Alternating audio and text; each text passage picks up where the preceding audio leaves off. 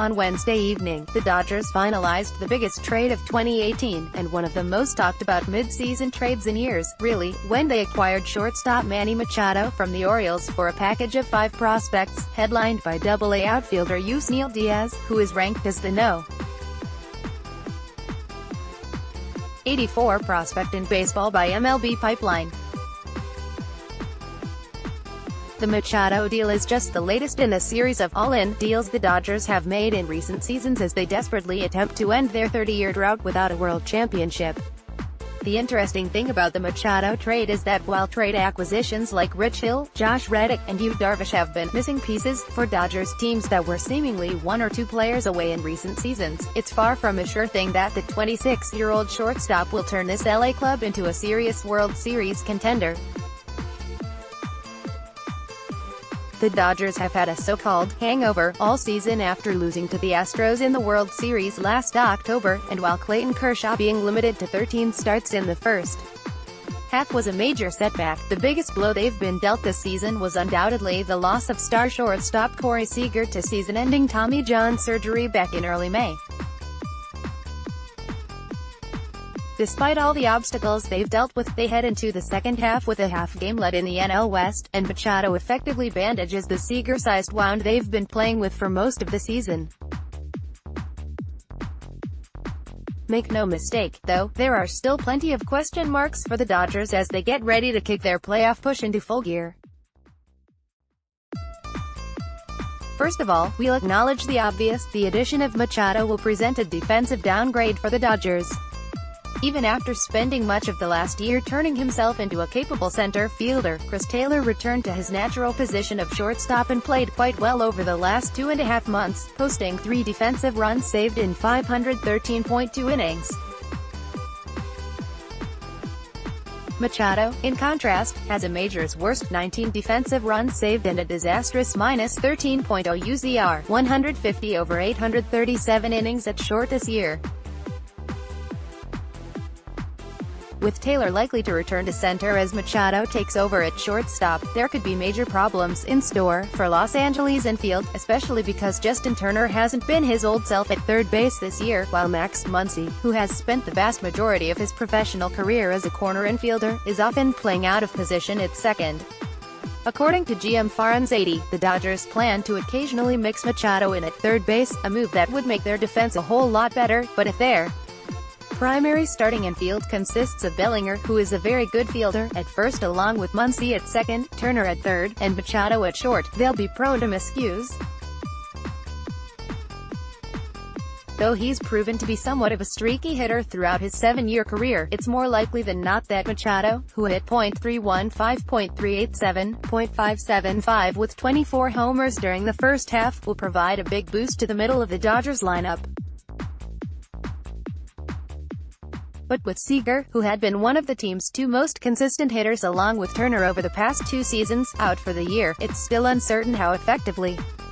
the rest of the team's hitters will be able to complement Machado, as the 2 guys who carried the offense during the first half essentially came out of nowhere to do so. While Matt Kemp has never been anything less than decent at the plate, he'd regressed to the point where he was no longer a focal point of his team's lineups over the past 3 seasons.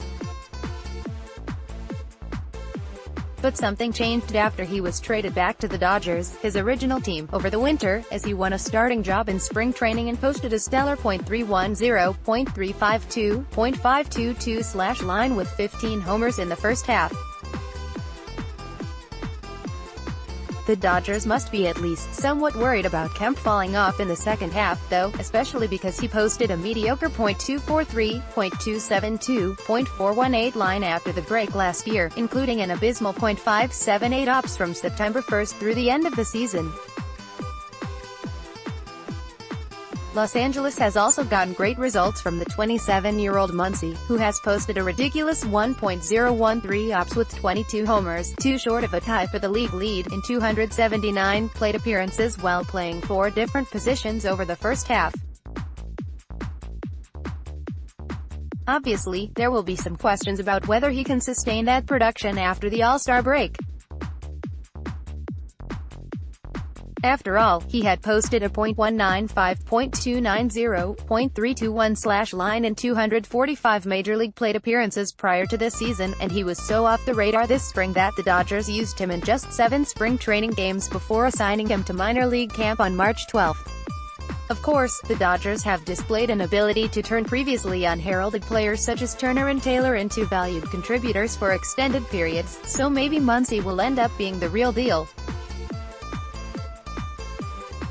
It just doesn't seem like they should be throwing a ton of eggs into the Muncy basket if they're serious about making a World Series push.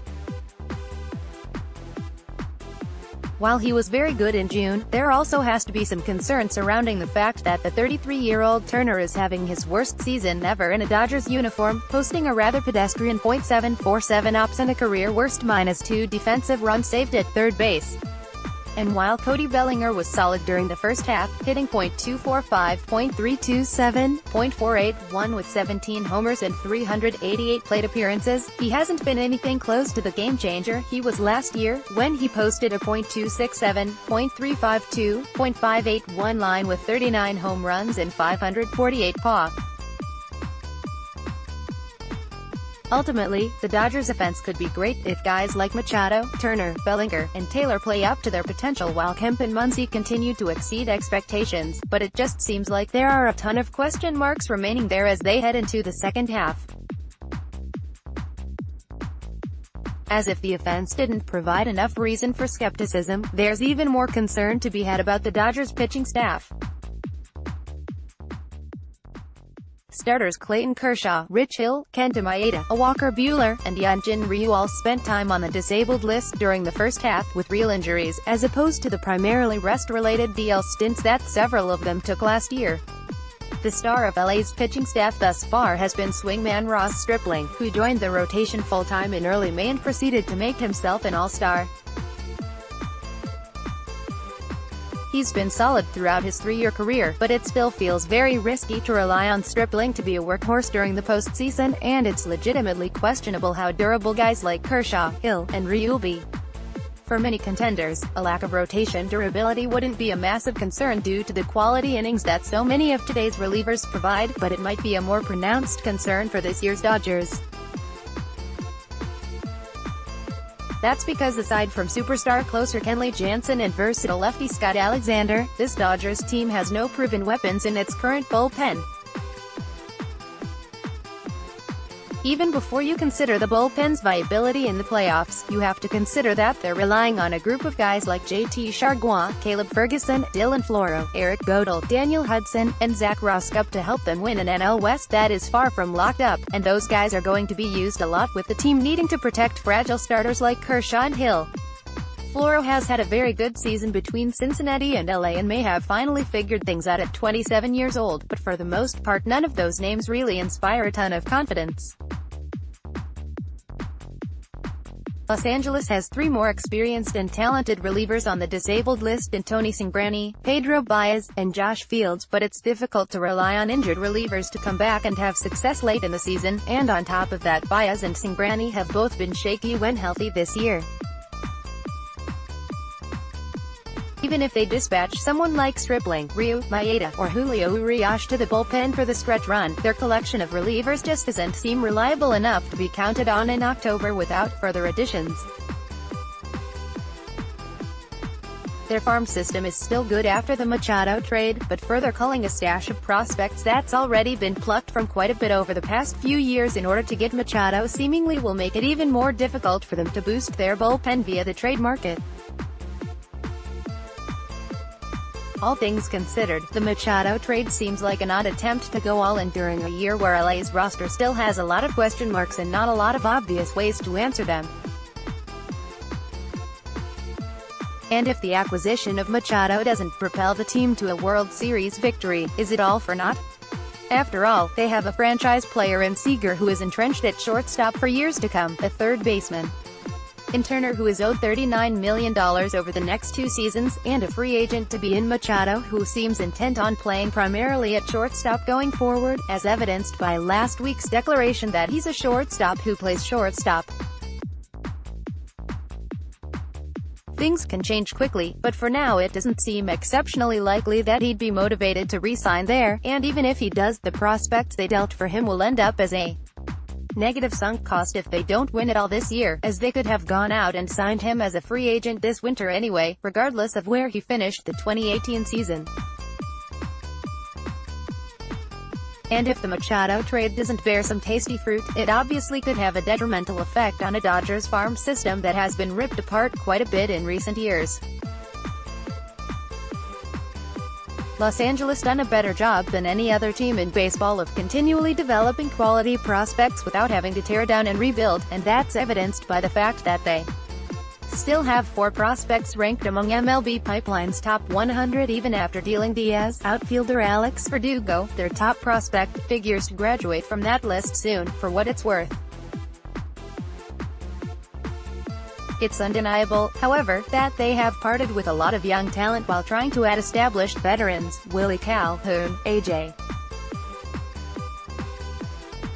Alexy, Brendan Davis, Trevor Oaks, O'Neal Cruz, Chase DeYoung, Jarrell Cotton, Grant Holmes, Frankie Montes, and Jose De Leon are among the top 30 prospects they've included in trades since 2016. Diaz, third baseman Rylan Bannon, ranked number 27 in the system by MLB Pipeline, and right-handed pitcher Dean Kramer, ranked number 28, joined that group Wednesday.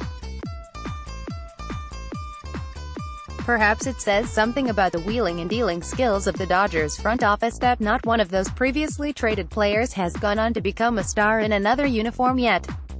Whatever the case, there's a finite amount of highly valued prospects, and the Dodgers have traded a lot of them over the last few years. You could argue that the Dodgers need to do whatever they can to get better at the deadline this year because their World Series window is closing. With Kershaw having the opportunity to opt out this offseason, and experiencing somewhat of a regression, Yasmani Grandal getting set to hit free agency, and Turner and Rich Hill getting up there in years, that's a reasonable take. But if the powers that be in Los Angeles front office truly believed that it was crucial for them to make a World Series run this year, wouldn't they have been more aggressive over the offseason, adding some much-needed pitching depth rather than relying on scrap heap pickups to supplement their top 5 starters and provide key bullpen innings? Thanks to the unexpected dominance of guys like Kemp, Muncy, and Stripling, the Dodgers have a chance to reach the postseason even as many of their key players have gone down with injuries or struggled at various points. But just as the students who generally do best on tests are the ones who make an honest effort to prepare, rather than just cramming the night before, it's rare to see a team go to the World Series after slacking in the off-season and then attempting to patch up its holes in July. Adding Machado significantly increases the Dodgers' chances of winning the NL West, but is this move alone really enough to calm the major uncertainty that surrounds the team's rotation, bullpen, lineup, and defense and transform this club into one that will rival the Red Sox, Yankees, Astros, and Cubs as a World Series contender? Probably not.